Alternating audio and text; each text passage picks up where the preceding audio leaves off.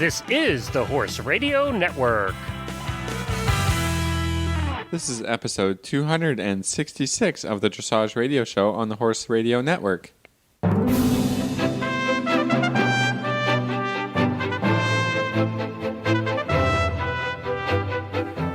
This is Reese Koffler-Stanfield from Georgetown, Kentucky. And this is Philip Parks from Fergus, Ontario, and you're listening to the Dressage Radio Show, of course. Hi, Philip. How are you? I'm doing well. We haven't talked in a while, have we? I know, and I always miss when I don't talk to you for a couple weeks. Well, actually, you and I have been talking, but not about the show. Yeah, not about the show and all that. Yeah, we had that interesting, interview the interviewers show on the other week, and then so we haven't had a show. I know. I always miss it when we don't have a show. Yeah. So what have you been doing?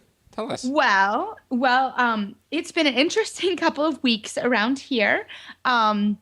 We had a horse show a couple weeks ago, and that went really well.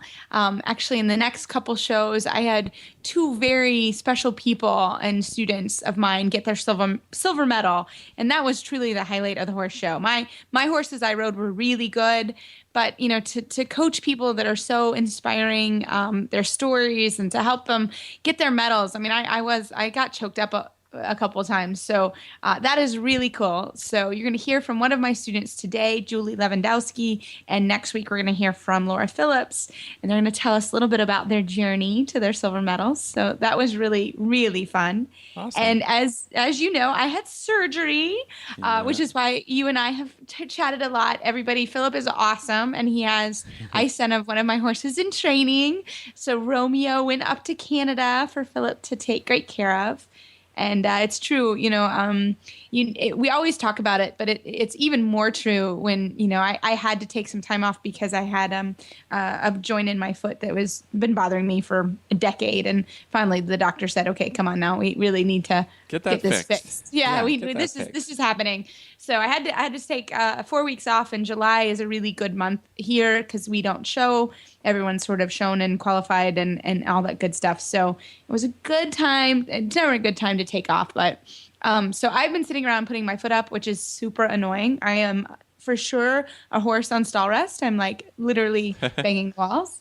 But I'm getting some paperwork done, and I know all my horses are in good hands. A couple of them, I farmed one out. One's going to be sold. One farmed him out to you, Philip, and then I got one. We're working on him, so that's working fine. on him. And then my assistant, I've got to give her a shout out, Ashley Rand. She's new to me. She came in June, and my goodness, she's taken on a lot, and she's doing a fabulous job and working really hard. So that's sort of what's going on here. I'll be fine. The doctor says 4 weeks I'll be back in the saddle, so I'm holding him to it for sure. So, but Philip, what are you up to? Well, we had Canada Day. Yes, happy Canada Day, Philip. Yeah. We've had some beautiful weather and, fireworks and stuff, Canada Day. Yeah, I was going to say, it's Canada Day. What do you do for Canada Day? Yeah, you light stuff on fire. Okay, so it's like 4th of July, essentially. Yeah, just more red and white, no blue. No blue. Well, for you, that's good because red is winning. Blue is winning for us, so that makes sense. Exactly, that's cool. Yeah, it was really fun. We just, take a moment and take a break here in July for a day or two, and then right back at it. We were training horses. Nice. Having good times. We're getting ready for shows. And you had some lessons today? Yeah, I was riding with my coach, Neil Ishoy, today, and we had a good time. He's a great guy, and just working hard. And I will say, everybody, Philip is on today. He is Gold Star Philip. Everything he said today has been winner. So Philip is on. Truth, right? Yeah. It's true. It's great. When I get to chat with my coach and we talk about the horses and we talk about training and so that's just, kind of inspiring and fun. And so we bring it all the way right onto the show. Love it. That theme and just having a good time. So Love it. That's been good. And you guys are, you got the July 4th coming up. We have July 4th. Happy July 4th to everybody. And I'm pretty boring right now. I think my dear parents and husband, they're gonna bring over a barbecue and we're having a barbecue, but I'm not having anything. Yeah, I'm not doing anything. So I get to orchestrate it. I think I can have a drink now. I'm gonna watch and enjoy them doing everything, because I'm not really allowed to move around much right now. So, All right. yeah, All right. so that'll be fun. It'll be a great one. And I always worry a little bit. We don't go anywhere on July 4th because of the fireworks and the horses, and I like to be around. So my mom is gonna fill that role this year. Something goes wrong, my mom can. Yeah, my mom can kind of handle it because I can't really handle it at this point. So. Yeah. So well, I hope everyone is July safe. 4th, July we got a big show for the U.S. coming up in Austria. We do. And, big show. There's eight riders and horses to compete at Fritzen's in the first World Equestrian Games trials. So I guess the top 8 riders from the WEG selection in the U.S. flew over to, I guess they were in Holland for a while, and now they're going to Austria. They're going to be a big show. So looking for great results and see who's going to be on this team, right? Yes. Well, fingers crossed. And actually, I've been, on Facebook friends with a bunch of the riders, and oh my gosh, that show is amazing. Beautiful, huh? And there was, oh my goodness, photos, you can't. Yeah. Oh, Caroline Rothman. We'll hope to get her on. She's a great friend of the show. She has the most beautiful picture of Her Highness O and her standing in Fritzen. It's beautiful. I wanted to get on a plane and go instantly. Gorgeous. So. We wish them all luck, and we will be reporting on who gets selected. So looking forward to that for sure. But today we have a great show. We do, and we have a July 4th theme. Very easy, and actually, Philip and I were just chatting. This is going to be one of our favorite interviews with my student, Julie Levendosky, a friend of mine for many years. And Julie is actually in the Army Reserves. Her husband is currently serving in Kuwait. And she is really, really an amazing person. And she's also, she's becoming an instructor for the Wounded Warrior program for the horses. And she's just awe-inspiring. So I hope you really enjoy her interview for July 4th and just her journey to become a silver medalist for USDF. That was pretty awesome. And then Hilary Moore-Hebert, we love her segments, and I know everyone will enjoy her segment. We had rain. Yeah, we missed it because she had some really bad weather, and we weren't able to reschedule because of trying to get 3 trainers and to get reorganized. It can be a challenge. So you're going to love her interview. So really great show today. Well, Philip, I am still loving all of my products from Benefab. How about you? I mean, I can't get over how nice, and I mean, this stuff is standing up in quality because I've been using the polos every day, using the pole cap thing that goes on the horse. I was worried, because the horses, their summer skin is a little thinner, right? So, you got rubs and all this stuff. But, I mean, like I said, with that thing that I don't even know how to, it goes over the crown piece of the horse, and it helps keep their pole nice and flexible and good. That it's holding up to the weather. I kind of spray it down. It gets sweaty. I spray it down. Been washing the polos. They stand up to the washing. It's been great. Really, really enjoying the products. Yes, you're not drying the products, right? That's in the direction. I never dry any horse stuff in the dryer. I mean, what is that going to do to it? Yes, you can't dry the products. But yes, we have big notices all over our board to say, do not dry these products. They lose their magical powers if you dry them. But yes, the same. And me being kind of on stall rest, I'm using my blanket a ton all over my leg. Yeah, it's helping your foot. Yeah, it is helping my leg. Yes, awesome. Big time, because I have my leg swelling a little bit. And when I wear the blanket, when I'm on stall rest, my leg doesn't swell. So it's really cool. So I am personally loving the products, and I'm using them literally while I'm sitting now 23 hours a day. It's on my leg, and it's great, and I'm nice and warm, and I love them. They're wonderful products. So we encourage everyone to try it. If you ever I know it's summer, but if you get cold, which I do, even in the summer with the air conditioning on, the blanket is amazing. So check them out at Benefab Products. Wonderful, wonderful products. 3, 2, 1. Well, in honor of 4th of July, I hope everybody enjoys this interview with Julie Levendosky, General Manager for Meadow Lake Equestrian Center and USDF's newest silver medalist. Well, it is truly my honor this week to have my friend Julie Levendosky on. Julie is one of my heroes. Truly, you are, Julie. Julie is the head trainer and now general manager of a wonderful facility here in Kentucky called Meadow Lake Equestrian Center. She is a mom of 2 wonderful little boys. And she is the newest USDF silver medalist. She received her silver medal over the weekend. And in honor of 4th of July, Julie is in the Army Reserves. And her husband, Sean, is currently serving he's in Kuwait as an active guard reserve first lieutenant engineer. So, Julie, welcome to the show. Well, thank you for having me. I really appreciate it. And you can't say I'm your hero. That's too big of a burden to put on somebody. There's a lot of pressure when you say hero. No, it's so true. I mean, Julie, we met 10 years ago. And which I can't believe. It feels like it was just yesterday. And Julie said to me 10 years ago, I want to get my silver medal. And I said, all right, let's formulate a plan to get your silver medal. So, and then you just had babies and had to go off for training, and Sean's been away. So tell us a little bit about your story, on your 10-year story to get your silver medal, because it's a really cool story. 10 years ago, 2004. Yeah. We don't need dates. It's crazy. Okay. Yeah. I had to put myself back 10 years ago because I can't just think about that. In 2003, I just came back from my deployment to Afghanistan, and I was living in West Virginia at the time. And you get moments of clarity in your life. Mine just happened to be sitting on the berm doing night guard in the freezing cold Afghan weather, thinking, what am I going to do when I get home? And I got my degree in equine management, and I thought, you know what? There is only one place I want to be, and that's Kentucky. Never lived there, never been there before, but I'm going to Kentucky because that's just where I need to go. Where are you from? If you're not from Kentucky. I'm originally from Michigan. Oh, okay. Yeah, went to college in West Virginia, and then made my way to Kentucky. I keep telling people that I wasn't born in the South, but I got here just as soon as I could. Wow. Cool. I didn't know that, actually. Yeah.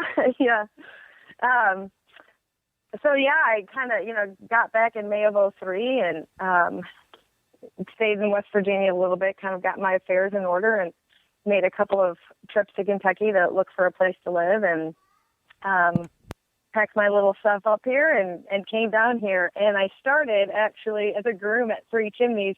One of my buddies I was deployed with said, hey, well, I know the manager at Three Chimneys. I can probably get you a job. And I thought, okay, I don't want to work on the thoroughbred farm, but hey, it's a job and I'll move down there.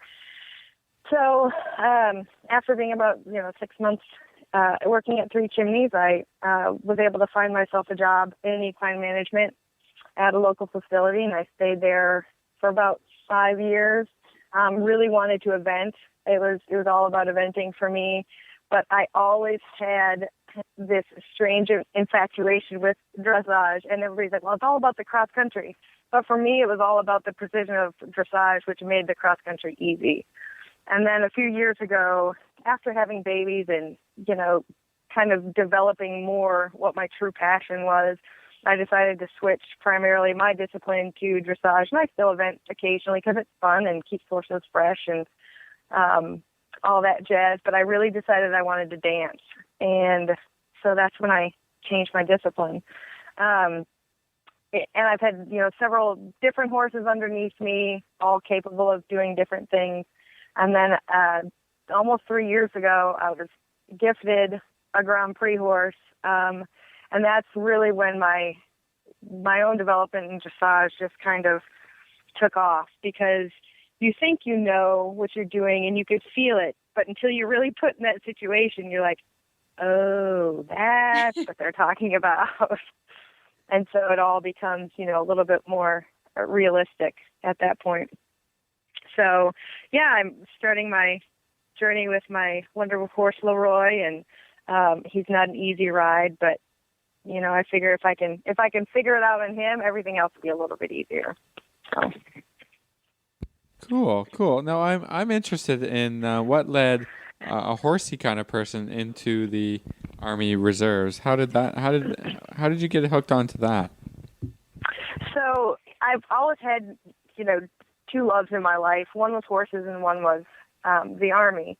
And I mean, I was, the 7-8-year-old kid playing G.I. Joe in the woods with my brother. Just who I was.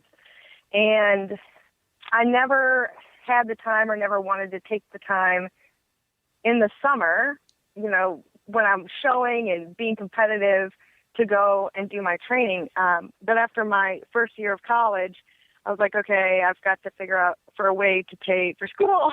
So for me, it was kind of a put up or shut up thing. And the Army Reserve was a great avenue for me to do that. And, you know, I always tell people my excuse for joining the Army was because I needed college money.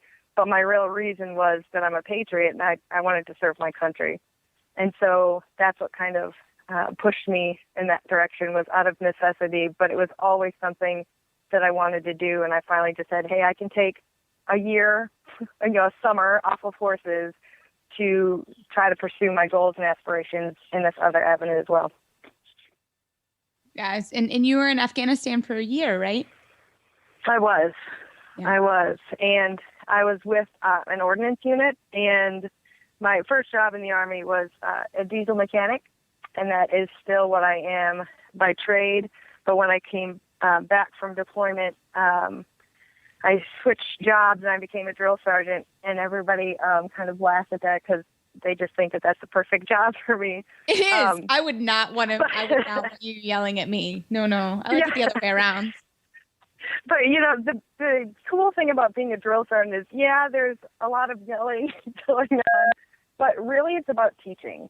You know, it's about teaching a civilian off the street how to be a soldier, how to be a member of a team, how to work for something greater than yourself. And so it really actually ties in very closely to being a horse trainer or being an instructor, because you are part of a team. You know, that it's not an individual sport. Everybody kind of thinks, well, it's got to be individual. It's just you, but it's you and your horse. It's your partner.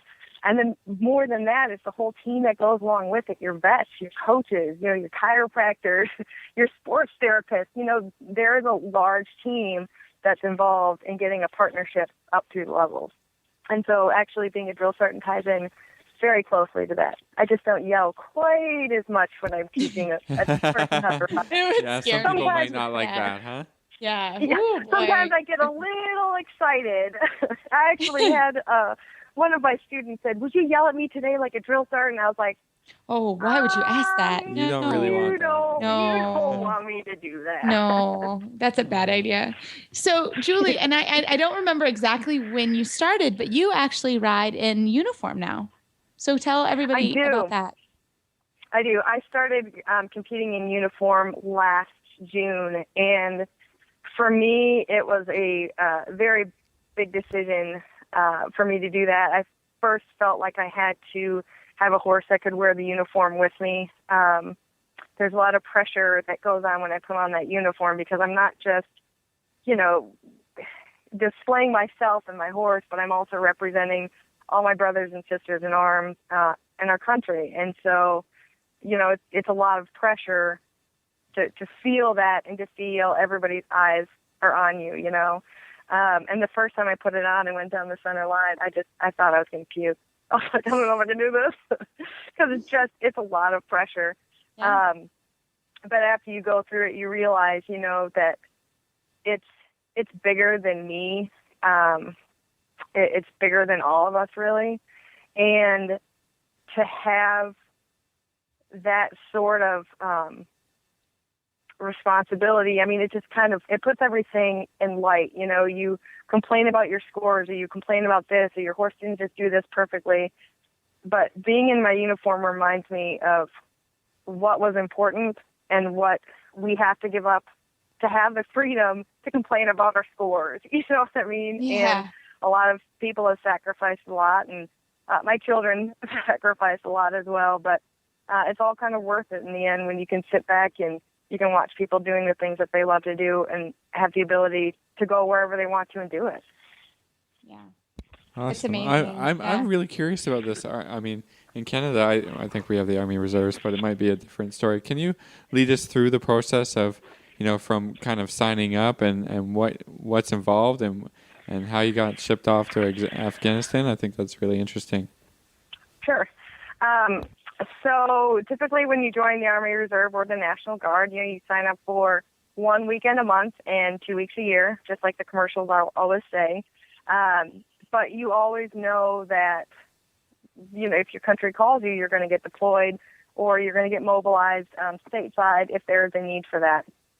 So for the first, I joined in 96. So from 96 to 2001, it was 1 weekend a month, 2 weeks a year. We have additional schooling that we have to go through in order to continue on our progression up through the levels. So each time you get promoted, there's another school that you have to go to educate yourself in the responsibilities of that current grade that you're at. And it's funny because when 9/11 happened, I just sat on my phone and waited for it to ring. I was like, please call me, please call me, please call me. And 6 months after 9/11, we got deployed, and we filled in for a unit stateside for the first 2 or 3 months in Washington in Fort Lewis, and then we replaced a sister unit in Afghanistan, and basically we shipped all the munitions to everybody in the theater who needed it. So, nobody expects the call, but when you get the call, when there's a true need, everybody wants to go. Everybody wants to line up. And there was actually such a great influx in the recruiting ranks after 9/11. I don't even remember how many new people joined because of 9/11, but it was created an amazing display of patriotism to see everybody wanting to stand up and protect our country. And Julie, talk to us a little bit about, you have 2 wonderful little boys, Ian and Reese. I'm not going to say how he got that name. Yes, I had to die to say it. So you have Ian and Reese, and they're wonderful, wonderful boys. What is it like to have your husband? Now you run a huge facility. You have 2 little boys. You're competing at the FEI levels, and now your husband is gone for a year. How do you do that? It's a struggle, and you just do it because it's what you have to do. When my husband graduated from college and went active duty, his first duty assignment was in Cincinnati. And fortunately for us, Lexington and Cincinnati is fairly close. So we made the decision that he would go to Cincinnati alone. Typically your tours are about 3-year tours. And that I would continue to stay in Lexington and pursue my goals and my dreams and try to continue moving forward. And it was a hard decision. It was not one that we came by lightly because no family wants to be split up, and no, father wants to be away from their kids, and we certainly didn't want to be away from each other. But it was the best thing for our family at the time, so we can continue to move forward. Our boys are very understanding of it. Sometimes it gets confusing, and there are days when it's really hard when Reese says, when does Daddy get to come home? And all I could tell him a long time. And Reese is, about to be 4, and so he doesn't really have much concept of time. But prior to his deployment, we had 2 years living apart. He would come home on weekends. He had a school that he had to finish, so there was one point when he was gone for 6 months. And you have to love technology because we can FaceTime, just about every day. And so that really helped. And the time that we have together, we spend together, and it's just the way our life is. And it's, only for a short period of time when you look at the grand scope of things. 3 years isn't that long when you're talking about a 70-year life. 3 years growing up with our children, that is a long time. And the sacrifice that you make for that is for our children. We have to continue to move forward. And it was a hard decision for me to stay behind because I felt a little selfish that I was putting my own needs in front of my kids. But at the same time, I thought, I want to be a role model to them about what a strong, independent woman does. That, if 2 people love each other, it doesn't matter if you're miles apart, you can still have a strong family and continue forward like that. So they understand it. It's not always easy. Ian, my 7-year-old, has already been through one mobilization, my husband, before he became an officer, was enlisted, and he was a drill sergeant as well. And so he actually got mobilized to Fort Knox, Kentucky, and he was there for 10 months. And again, you know, it's tough, but it's just kind of the way it is. And he knows that both of our kids know that we love them and that we love each other, and we're going to be together soon. And so that's what we focus on. We focus on the time that we're going to be together and not necessarily the time we're apart. You know, it's easy to become bitter, and you see your neighbors cooking out, and, you know, the husband's weed eating and mowing the yard, and I'm on my lawnmower going, I wish somebody would weed eat my ditch. You know? So, I mean, it you know, you can easily become bitter, but it's not going to benefit anything, and it's not going to benefit anybody, and it's just the way it is, and it's the life that we chose, and it's a duty that we have, you know, to our country, and we feel very strongly about that. And so we just continue on and try to teach our children those same morals and patriotism, and sometimes you have to give up something to get something else in return. Wow. Well, see, now everybody knows why you're my hero, because you're just a really, really amazing person, and your family has sacrificed a lot for you to also, you know, ride and get your medals. And I think you have just an amazing perspective. So, Julie, what's next? What are you doing next with Leroy? So, what's next? We are moving on to the I-1. I'm hoping to try to get my gold medal. I would love to be able to get my gold medal freestyle bar. I would love to do a patriotic freestyle. That's a little bit, you know, ahead of us. But Leroy is an older boy. I don't know how much time I have left on him. He loves what he does, and he puts so much into his effort every day. So we're going to keep going and until he tells me that he needs to stop. And so, you know, I keep my options open, keep looking for a new pony, you know, to fill in Leroy's shoes when he has to move on. But for right now, we're concentrating on the I-1 and hopefully getting our scores and moving up to the Grand Prix after that. Awesome. Well, Julie, thank you so much for all your time tonight. And if anybody wants to reach you online, how do they do that? Online. They can email me, which is julie@meadowlakeec.com, or they can check out our website, which is meadowlakeec.com, and you can click the little Contact Us button, and that will go to me as well. Awesome. Thanks, Julie. Have a great night. Happy 4th of July. Thank you, too. Thank you. You too. Right after this commercial break, we are going to speak with Hilary Moore-Hebert, contributing editor to Dressage Today.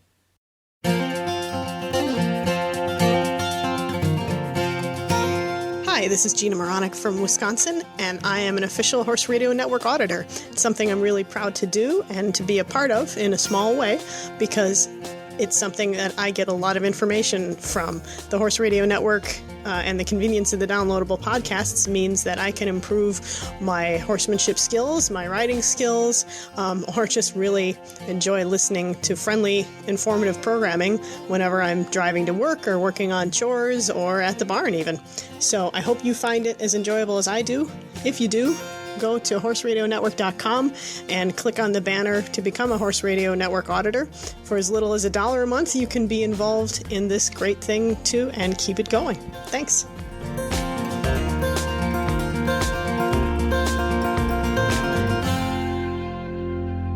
Well, I am so excited to have Hilary Moore-Hebert, contributing editor for Dressage Today, on. She thankfully got through the storms a couple weeks ago, which is why we had to push back her interview for last month. But she's our favorite segment guest for the month. So, Hilary, welcome to the show. Hi, guys. How are you? I'm doing well, although it's funny with the storms again. I was just mentioning to you guys before we started taping that I think we have hurricane. Is it Arthur coming? Yes. Yeah, Arthur's So on I'm the hoping way. everybody survives. Yes. Yeah, and I think everybody I think batten it's down the in hatches. South Carolina right now, and Is it really? Oh, I hitting hope the coast everyone's pretty okay. hard. But Well, we will send an extra prayer and vibes to everyone that you are okay out there. yeah. But Hilary, we are excited to have you finally on the show, and you have a new title. Title change. Can you title change? Can you tell everybody about your title change? Yes. So Dressage today is incredibly awesome as usual, and for anyone who's been following me, I've had some horses doing very, very well this year, and they were incredibly supportive of that, and a lot of it means that I have to be able to be on the road more for showing and, getting to all of the championships and Devon and CDIs and stuff. And so I am still working full force. You guys still get Dressage 101 and the training Yay. articles that I'm doing, but I am able to work remotely, so it means I can either work from the farm, or if you see me typing at horse shows, I'm working on training articles. So it mostly just is a switch so that I have the flexibility to work on the road. And I think it is a really smart decision on their part, because it gives the magazine a chance to have even more of a feel from the sport itself, because, Feel from the road. You're in the trenches, Yeah. Hilary. Yeah. Well, and that, yesterday would be a great example, because I have the flexibility. I was one of the many fools who decided to go out in 1,000-degree weather to Dressage at Blue Goose, which they're incredible hosts. And we took the horses up there, warmed up for like 5 minutes, tried not to melt, and just got up there and showed.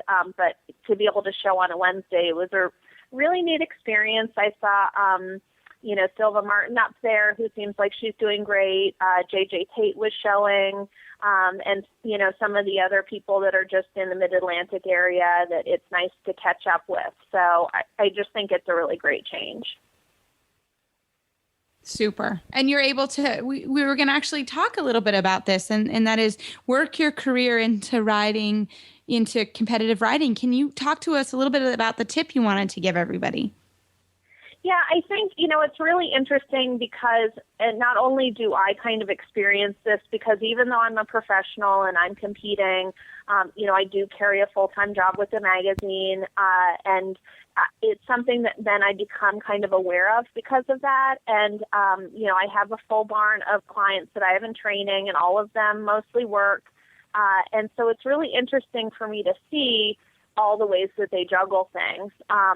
The one thing that I notice in particular that I think is really helpful is to have it be that you have a very structured schedule, because I think people try to kind of overcommit because the guilt of not being able to be out all day long. And they say, I'm going to go out and I'm going to ride every single day. But I think it becomes then by Thursday and Friday, you've been going on and on and on, and it's day after day. And even if you haven't been riding, you have just been going out to the barn. And especially with show season, you get to the point where you don't have a day off.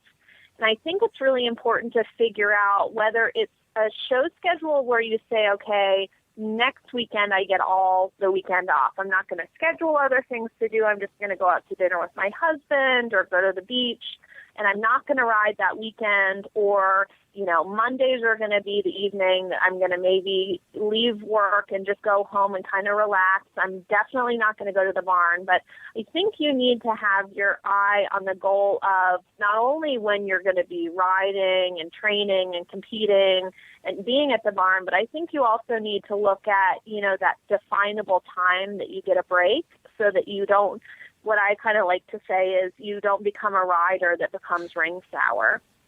So I was curious. You don't want to burn out, right?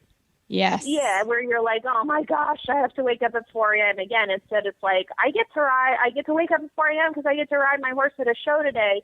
You want to feel excited, because if you go into it feeling burnt out, it's going to be really hard. And I wanted to hear what you guys had, just in terms of your students. And also, I think for us, it's, juggling. How do you guys prevent that, ring sour rider thing that we have going on sometimes? Yeah, I think in the summer too, it gets so busy, starting here and end of March till about now. We have usually a little break in July. We have Young Riders and Pony Club and a bunch of things that happen here in July, but it's hot. So we usually take a little bit of break in July to mid-August, and then we go at it again, and we're at it again September, October into November. So And I have been someone, because I have done horses all the time. I know myself, and I know that I can get a little ring sour. I do. I just get tired. I need a break. I love to do other things in my life. And my husband is not a horseman. He, God bless him, lives in a barn for me and has made a lot of sacrifices in his life for me to do this as a career. So there are a couple of things that I do that I think sometimes people are shocked I have them, but I have barn hours where it's very clear when you come to train here, unless we've made some sort of arrangement, barn opens at 8 and I want everybody out by 5. Because I live here, there's somebody here 24 hours a day. The horses are very well taken care of. But there's a time where, I want to walk around with a glass of wine and not see all my clients. Or, I want to be able to grill out with my husband and have it be quiet. And I don't always finish at 5. I sometimes go off property and teach, or I have lessons later. But my barn starts to wind down for all the clients here at about 5. And that works for my group because most of the horses are in training, and I don't have people that come after work. So that works for me. And then I actually, when I'm home, I take Sundays off. And I am pretty off. I mean, really, my assistant is here. That's her job, is to run the barn on Sunday. If there's an emergency, she needs to call the vet first, and then she can call me. And she is very respectful of my time with my husband. And that may be, sleeping in, or it may be hanging out, or whatever it is that I try to spend Sundays with my husband and really try to cut the horsey time down. So that's what works for us. And it's very important for me that I spend that time with him and or my family or whatever I want to do. So that's how I deal with it. And there are times when I don't get a day off because of horse shows. And then, I just try to suck it up a little for myself because, again, I'm self-employed, so I can say, okay, or I'll take a little time Monday afternoon off. So that's what I do. Philip, what do you do? I work and work and work. Whatever. You didn't work for 3 months this winter. Our show season is so short. It's Yeah. like end of May till, beginning September, something like that. So, when I'm busy, like right now, like no days off, just go. I might complain now and again about it, but like I really don't mind because, it's. But then you have the winter. Yeah, because we have the winter, right? And in the winter, we travel. Me and my wife, we travel. We go places. We do different stuff. And that's the time just to, take the breaks and relax. But, really in the summer, it's about work. And we, you just nose to the grindstone and it's fun. Like the weather is finally nice to ride in. We go to shows. I really love showing. I'm a super competitive person. So I don't really feel like it's work. So, I get tired, end of the day, I sleep better in the summer, but like, I don't mind it. So I don't really experience that ring sour thing because it's only, a few weeks and then it's all over and I get sad and then we take our rest and, and when it's February and it's minus, 20 or minus 30 or whatever, then it's not, okay, that day we don't ride the horses or whatever. And that's when it's time for time off and for family and doing other things. So, yeah, it's you just take it for what it is and get your time in while you can, and I don't mind being busy, super busy right now. So it's just different, the climate has a big thing to do with it where we are. That's so true. That's all that's all we can do. I never noticed that. I grew up in Massachusetts, and we did have the shorter show season, and it's interesting you bring that up because I never noticed that, and I don't know if it's just because I was younger and had more energy or something, but it definitely, you notice as you go south, the show season is just, we start with recognized shows in April, go through November, and now with nationals, you're talking about going way longer than people are going to Wellington, and I think it's really interesting that whether you're doing that or not, I think that, for the typical adult amateur that just feels a lot of pressure to go every single week, come out and ride, I really liked that idea that was said earlier of travel, because that's something my husband and I, every single year, in the wintertime when it's freezing and there's nothing to do here, we ferret away all our extra money and we go to some weird place. We went to Cambodia last year, and then, stay in hotels that cost like $40 and dinner's like $5. But just to have that time away that like there's not a horse in sight, there's not work in sight, and you just, literally in that case, you're on the other side of the world, but just going someplace that's different and that you can kind of just clear your mind of things, I think is also really important, whether it's going to visit your family or just kind of being out of that pressure, because whether you're professional or an amateur, all of us are essentially living in a structure of like a professional athlete that's training all the time. So I think it's an important thing to do that as well. Yeah, totally agree. Absolutely. So, great. Well, Hilary, what's our next tip of the month? Okay. So now focusing more on training stuff, this month is our Baroque issue, which I love. I think there was a shirt I saw that said, "I'm going Baroque," and it showed a little, Fury horse underneath. I like it. It's kind of cool. I like it. I just got it. The focus is on speaking of vacations, horses, and nonstop. I don't have a PRE, but I'm definitely going broke in the sport. Yeah, me too. So we had a focus on that, which I think is really fun because I think that it is talking about a lot of different things, and one of them that we have is Nicholas Fife talks about training the horse that he has going that is a PRE. But I thought it was really interesting because we did this interview with him about training them, and his answer wasn't like, oh, you need to do this, this, and this. He said, I treat every horse as an individual. So don't ask me about the breed. I just look at what their strengths and weaknesses are, and I tailor the program to that. And I thought that was really, really interesting because I think that there's kind of this approach now where people say, oh, you've got the Frisian, and they tend to be a little bit out behind and kind of tight in the neck. And you have the Arabians, and they don't come into the contact. Or you have, mares, and they tend to be a little bit squirrely sometimes with the leg. But, I thought it was interesting for him to say, okay, I look at every horse, and I just look at them for who they are, and I create a program based on that. And it was really refreshing, I thought, for him to kind of think about it like that, because I think it's something that I do, but I think that there is kind of that, oh, I specialize in this breed or this breed, and I'm not sure that it's a clear of an answer. It's sort of saying, okay, maybe there's things you should look for, but you really should treat them as individuals. And I was wondering if you guys had experiences with horses of a breed or, a gender or whatever that might have taken you a bit by surprise. Yeah, I actually had my first Lusitano that I've ever trained. He's been here for a year, and it was a really interesting experience for me. And I went in, my client very much wanted either a Lusitano or an Andalusian. That was what we went to purchase. And I flat out said, I don't have any experience. I'd helped someone buy another one at one point in my career, but I really didn't have a lot of knowledge of the breed. And I said, okay. So we went and we bought this wonderful horse. And, yes, he is different to ride for sure. But the principles are the same. He would have a really nice, beautiful headset and neck, and the owner says, oh, he looks so great. And I'm like, he's not on the bit, actually. He's not really coming from behind. He's not really going to both reins. So I learned that with him. It's all the same stuff, really, at the end of the day.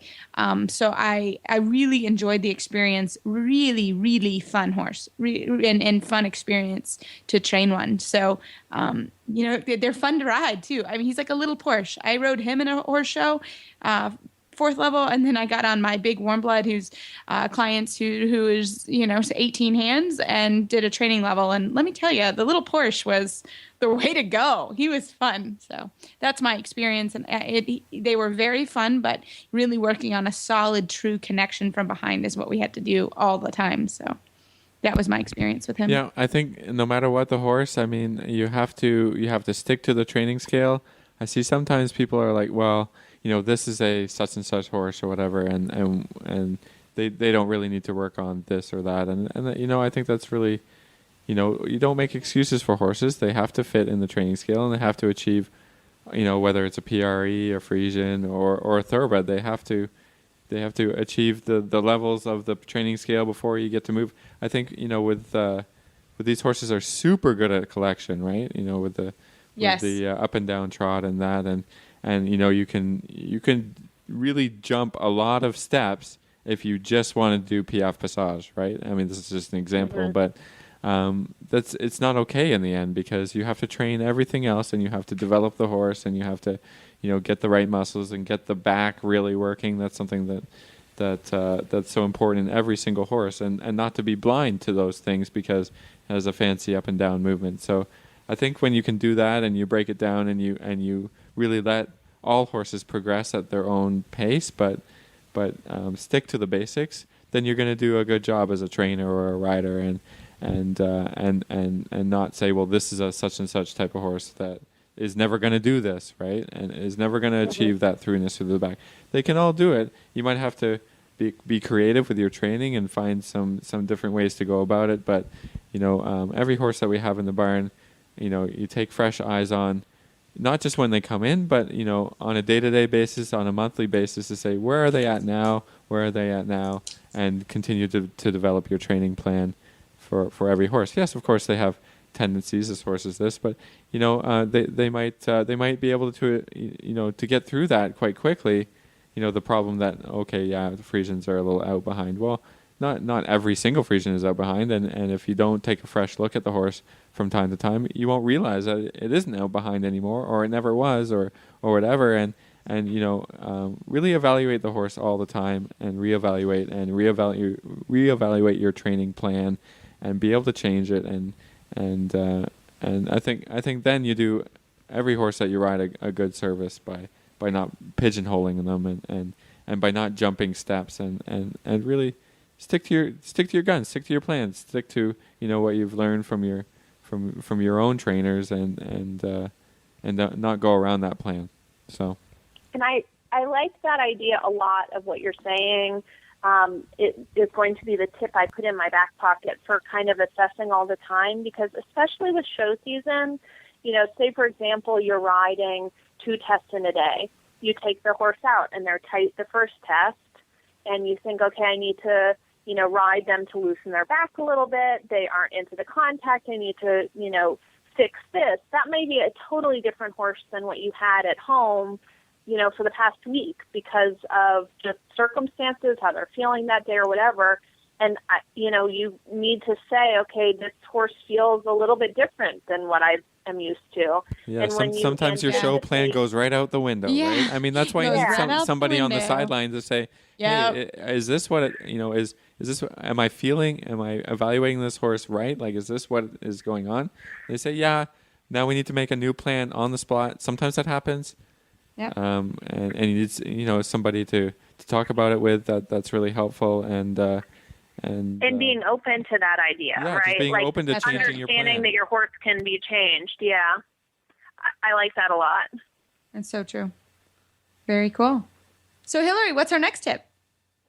Okay. So my last tip is from our DT Classics, because it's our 20th anniversary. We pulled the best of the best, and Carol Grant did a really neat article on straightness. And I think it would be worth looking at the whole article, because there's tons of diagrams that sort of shows the difference between a horse that travels naturally, that is, slightly wanting to be crooked, to then riding slight shoulder forward to be able to have the horse be more straight in the sense of what you want for the dressage work. And just a lot of exercises where you're encouraging the horse to be able to be adjustable in their different legs so you get it. But I thought it was just a really interesting article, and what it got me thinking about was riding the long side. So if you're going to go in the theme still of showing, whether or not you're doing it, I very commonly see the difference between an okay test and a great test, or an okay trot and canter and a great trot and canter, is the difference between someone coming out of the corner down the long side, and either you've got the haunches falling in and they're kind of crooked going down the long side, versus that person who really takes the time to get their horse straight, meaning slight shoulder fore, and have it be that they aren't, swinging their haunches in, but then they set up and they go down the long side. And I can't tell you how many times at the shows I'm watching that people could do that into the, extended canter or the canter lengthening, and the horse's butt is like falling in towards the center line the whole time. And it doesn't matter how fast it looks like you're kind of hand galloping down the track, the horse is crooked and you're losing that fundamental piece. And I think it, is a really great article for us to have, because I noticed that it is not something that people are paying attention to as much as they should. That's a great point, because you think we're the judges and they can see it. Don't think they cannot see it, because they can see it every time if you don't ride a good corner and you go out. And again, you're right, because a lot of people will be like, well, it wasn't conservative this time. I was so great. And I'm like, well, yeah, but you were crooked.